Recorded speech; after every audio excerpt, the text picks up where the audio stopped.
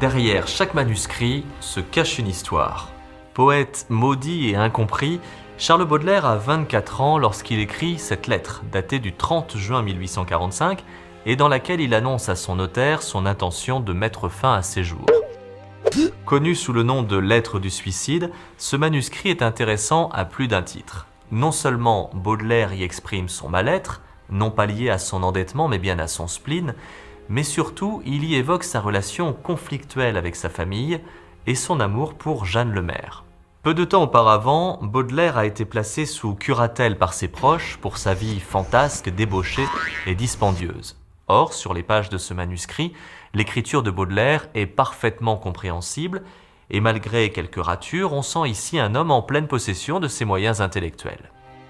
Baudelaire se sent donc humilié d'être ainsi traité par sa famille, en particulier par sa mère, avec qui il entretint toujours une relation tumultueuse et ne lui pardonnant pas de s'être remarié alors qu'il n'avait que 7 ans.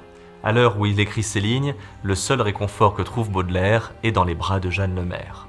Alors qui est-elle cette Jeanne Lemaire qui se fera appeler plus tard Jeanne Duval? Sans doute native de Saint-Domingue, elle sera la Vénus noire de Baudelaire. Mulâtre, comédienne de second rôle possédant un charme certain comme représenté sur un tableau de Manet, Jeanne Lemaire sera à la fois la muse et le poison de Baudelaire.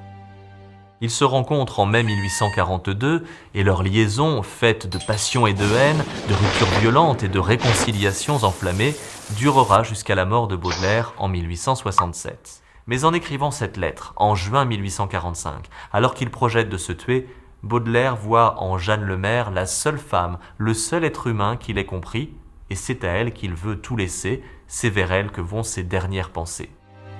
Finalement, le coup de couteau que se donnera Baudelaire ne sera qu'une égratignure, il continuera à promener son spleen de nombreuses années encore et écrira quelques-unes des plus belles pages de la poésie française.